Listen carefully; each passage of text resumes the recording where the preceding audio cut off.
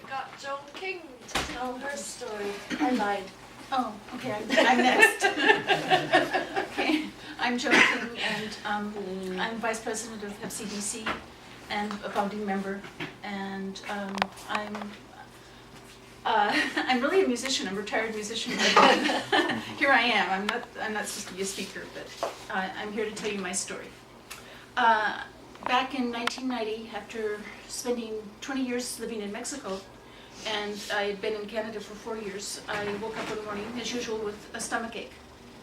And I thought it was just Montezuma's revenge or whatever was what it was, and suddenly it occurred to me, and I leaned over and I poked my husband, who was sound asleep, and I said, hey, does your stomach hurt? He's Mexican, you know, I mean, he should have the same problems, right?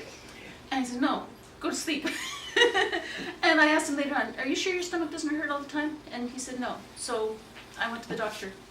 And I said, I want to know what's wrong. So she ran a whole bunch of tests and called me up. And she said, oh, everything's normal. You're fine. You're absolutely perfect. Nothing to worry about. Your liver enzymes are just slightly over normal. But that's, you know. And I said, well, okay, great. Fine, thanks. See you. Wait a minute. What can cause that? And she said, well, toxins, something that might have irritated your liver, like alcohol. And I said, well, I don't drink.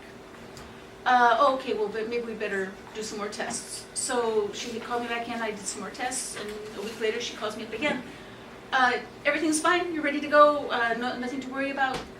Your liver enzymes are just a little bit over normal. And I said, well, doctor, what can cause this? And she said, well, you probably just had too much to drink last night, or the night before the test. And I said, doctor, let me explain. It's not that I don't drink very much. I don't drink at all. I had 1/2 something last January for New Year's Eve.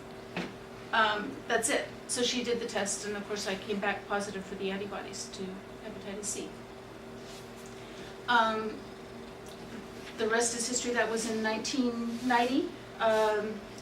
I went to the hepatologist, the liver specialist in Victoria, where I was living at the time, and he said, hepatitis C, that's kind to have. There's a cure, but you don't need that right now. Your enzymes are low. With hepatitis A, you'd have your enzymes way up in the 20,000s or something like that. And so yours are barely 40.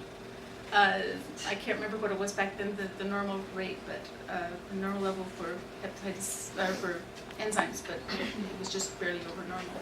And he said, so you can't have treatment yet. You don't want a biopsy, do you? And I was picturing, you know, knives and who knows what. And I said, no thanks. I think I'll just wait. And he said, there's more of a chance of dying with the disease than of the disease. I'm sure you all heard, well, some of you have heard this before. And you don't have any symptoms, do you? Well, this hurts and that hurts. Well, yeah, but that's just old age. Right, okay. So I went on for another 5 years, and I look in the medical books and things like that, or I didn't have internet back then. Couldn't find anything about hepatitis C other than maybe a paragraph about that big, until I found the books compiled by Alan Powell of HEX, Hepatitis C Society of Canada. And I got a hold of those and read through them all in one day, and made myself really, really sick. And then I went to one of the meetings of HEX, and I always said I needed a cause. Well, it found me. So I've been involved in it ever since. I did get treatment finally. I got my doctor to do a biopsy because of what I found out through Alan Powell's books. And the biopsy showed grade 2, stage 2 inflammation and scarring. So that got me treatment, even though the enzymes didn't. And I was put on interferon alone back then. I was on it for 10 months. I didn't respond. And then I went on the combo treatment immediately. I went on the combo trial. And lo and behold, I responded. And I went through the whole year. At 6 months, I was pronounced undetectable. 5 days after finishing the year treatment, the virus was there. So when that happened, I have no idea. After the combo treatment, I was put on 1 year of maintenance, low-dose maintenance therapy, which wasn't meant to cure the virus, get rid of the virus, but when I had my biopsy after both rounds of treatment, it had gone down from grade 2 stage 2 to grade 1 stage 1. So I thought that was worth all the effort. And I felt much better. My muscle aches and pains went away, my stomach pains went away, I had energy again. Felt better than I had in years. A few years after that, I was getting symptoms again, so I convinced my doctor to give me the Pegasus. And again, I responded immediately, and at one of the tests, 12 weeks, 6 months, I can't remember what it was, I was positive again during treatment, so it's breakthrough. Anyway, that's the state of things now. I'm waiting.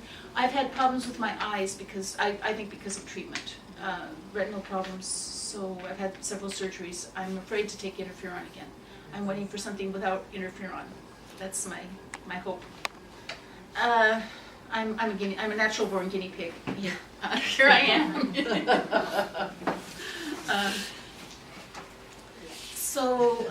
It's been encouraging all these years going through the internet and looking for things. When I first got involved, I bought a computer, my first computer in 1995. Went online, found an online group. That was it. There was just one. It was the Hep B list that I found. I'm still receiving the posts, but there are thousands now. There are literally thousands. There was one website. There are thousands. Back then, there'd be one investigational study a month, and now there are several a day. It's quite amazing, all the effort and study and money that's going into this to find a cure for us, for all of us, not just some of us. I guess, you know, when I first got diagnosed, I did try to call an organization which will remain anonymous, and I never heard back from them other than I got a pamphlet from them, that was it, asking for money. So it's really important that we have support groups for our people, for our community. Here in Surrey at Positive Haven, we have an info line. I don't know if you know about that. People can call in and receive information and counseling and remain anonymous. We have a library computer that people can come in and use. We now have office staff in both here and in Victoria that we can help people in their search and point them in the right direction for further aid. And our staff is reaching out and forming valuable ties with the community, with other community groups. We're very proud of their energy and enthusiasm. And we have support groups. So please, please, please get involved. And I'm so glad you're here to celebrate FC Day with us.